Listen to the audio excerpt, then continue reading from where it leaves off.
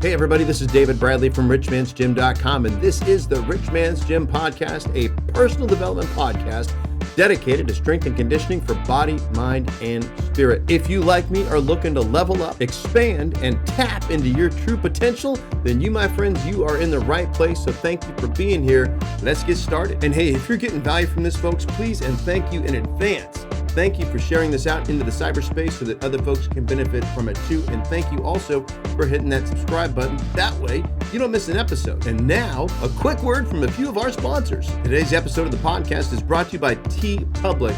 More importantly, richmansgym.com/swag. Head on over and grab yourself a cool Rich Man's Gym t-shirt, coffee mug, or sticker. Today's episode is also brought to you by my book, How to Stop Smoking Without Killing Anyone. This is a no-nonsense approach to you kicking the habit before the habit leads to you kicking the bucket. This book is about my journey back to the non-smoking section and can help anyone take back control. That's what I'm trying to say. Take back control from their addiction. So to get your copy, head on over to stopdon'tquit.com. That's stopdon'tquit.com. One more time for good measure, stopdon'tquit.com. So today we're going to be talking about a couple things. I'm going to give you an update on grace. I'm going to give you a quote that you can take into your workouts this week. And then we're going to be reviewing this book right here, Songs of a War Boy. So let's start at the top. Grace. The update on grace is there isn't one. I didn't do grace last week because I came down with a little something. I don't know if you can hear it in my voice or not, but I caught me a cold. So I decided to give, started on Wednesday night. Thursday, I had quite the sore throat. Friday, it started getting stuffy. It's Sunday. I'm almost better. So we'll probably get back to grace this week. But just in case you're wondering, what do I do for colds? What do I do if I feel like I'm coming down with something? Well, immediately, lots as I can. Probably 3, maybe 4 a day. Neomed sinus rinses. And what's been also interesting is a ton of peppermint oil in my green tea and my coffee, and that has helped keep the sinuses open. Additionally, my high sauna blanket has been working wonders. Basically, give yourself a fever, and when you kiss me, fever when you hold me tight. Sorry. You give yourself a fever, and you just basically cook the cold out, or whatever virus is running around in there. It's quite effective. So I feel great and ready to get back to grace on Thursday, and I'll let you know what the numbers are that we hit when we get there. Your quote of the week is very much in line with some of the things we were talking about last week. Your quote of the week comes from Muhammad Ali. Try this in your workouts this week and see what it does for you. Here's the quote. I don't count my sit-ups. I only start counting when it starts hurting because they're the only ones that count. Whew. Okay, remember the last week we dropped a quote from Bikram Choudhury, which was the pose doesn't begin until you want to get out of it. Maybe your workouts don't start until you want to quit. Maybe the reps don't start until it starts to hurt. Try it this week. See what that does for you. All right, so on with the book review. The book that we're going to be talking about today, Songs of a War Boy.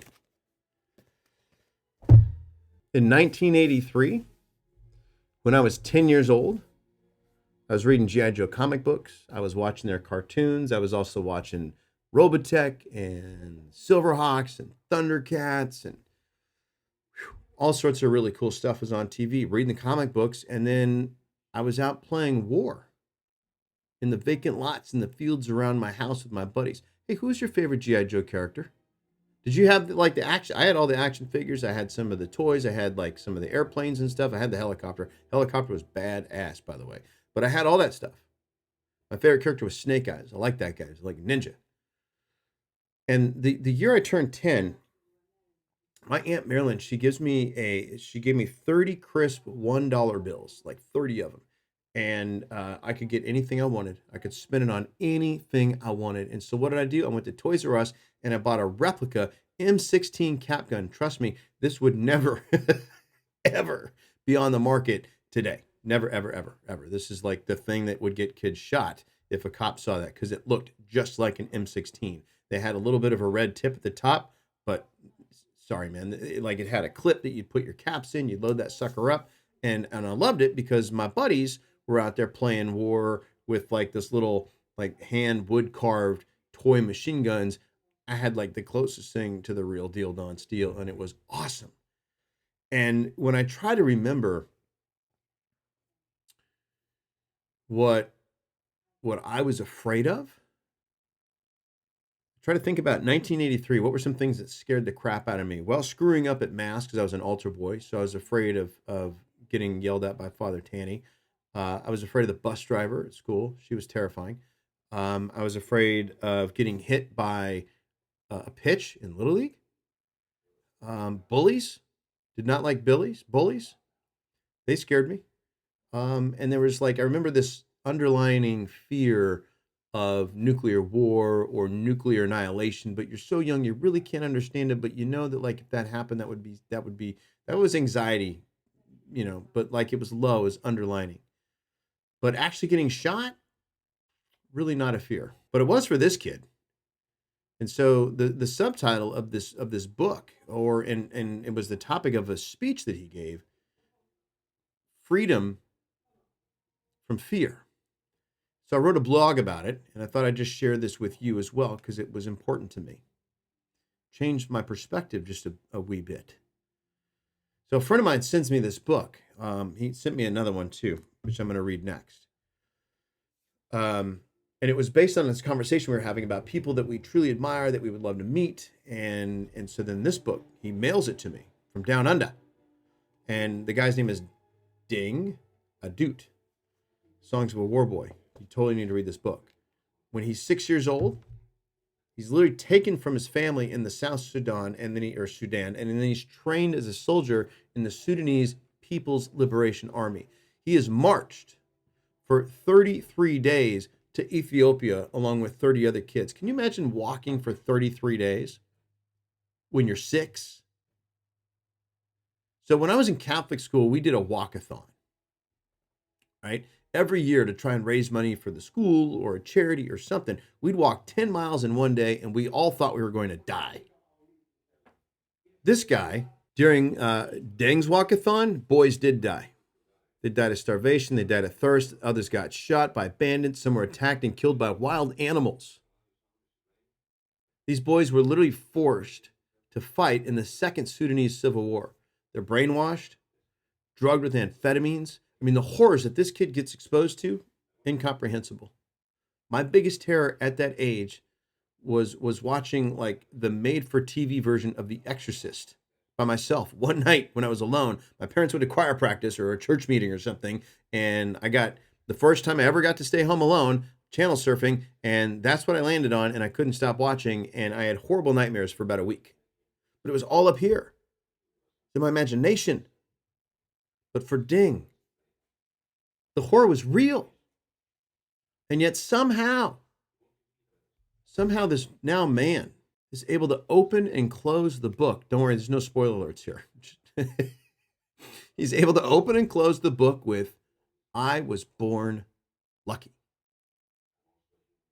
What does it take to go through everything that I just described to you, everything that he still experienced, and then still come out feeling lucky? One of the things I noticed that as I was reading along, in addition to the horror, there was always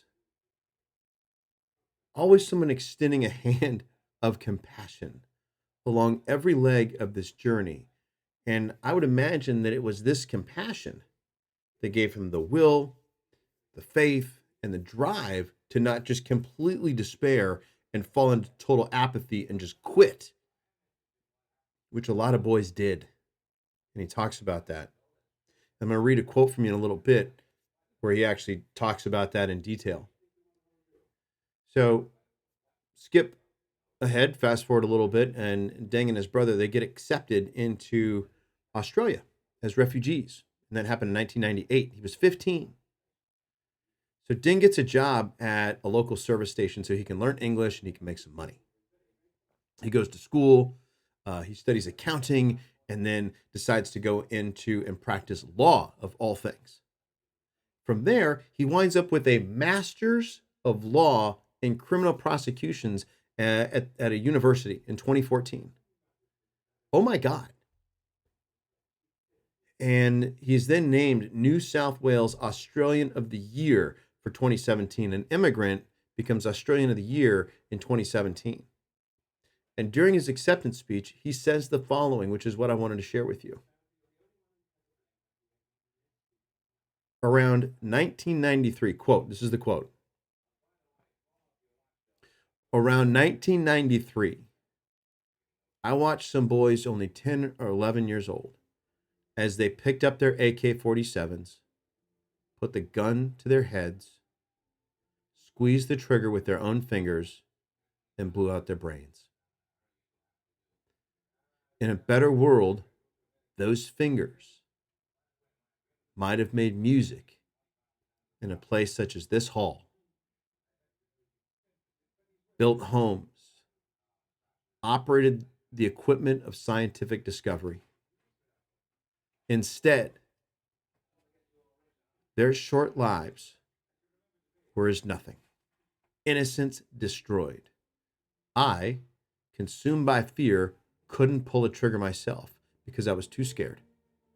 Yes, fear saved me, but I understand why they did it. For my fellow child soldiers, pulling a trigger was the quickest way to die, and for them, the thought of dying was better than the reality of living. I wonder, he continues, what their spirits would have thought if they saw that I would become a practicing lawyer in Australia some 18 years later. I grieve for them, he says. For them, the freedom from fear was death. I was lucky. You are too. Freedom from fear is about acceptance of our common identity. For we as Australians in 2016, freedom from fear is almost taken for granted. We had better take care to keep it. End quote. Okay, I'm just going to do the last line again, but I'm going to alter it just a hair. For we as citizens of the world, freedom from fear is almost taken for granted. We had better take care to keep it. I think this applies to every human being on planet Earth right now. And for many of us here in the States, Australia, Europe, freedom from fear has been taken for granted for a very, very long time. And this is why you need to read his story. This is why we need to know history, his story. No one should have to experience this kind of a childhood, yet people do all the time. Kids do. Fear, unfortunately, currently in the United States is promoted, it is sold and mass marketed by the mainstream media. Fear is used as a tool to manipulate us and sell products. Actual fear, like what we read about in this book, has been completely taken for granted in this country. I spent the entire book trying very, very hard to get into that kid's shoes. But most of the time, he didn't even have any. I tried to see life through his eyes, but I couldn't even come close to fathoming it. Any of it. Like literally just can't imagine. And that angers me at the deepest level. Like I'm literally speechless. What I can say is that having awareness is the first step to prevention and reform. Awareness is key. We cannot remain ignorant to the many horrors that are happening right now on this planet. Just go look at cobalt mining in the Congo. As a global community, we need to do what we can to actually make a real difference. So much of what the media promotes are past grievances, because to confront the current realities that are staring us right in the face, human trafficking, it's just too much to bear. So let's all have a spaz attack over plastic straws or something stupid. According to UNICEF, check this out. According to UNICEF, between the years 2005 and 2020, more than 93,000 children were verified as recruited and used in violent conflict. Now, the actual number of cases is believed to be much higher. Additionally, there are over 40 million victims of human trafficking globally today, and over 25% are kids. Deng story? One. One of how many?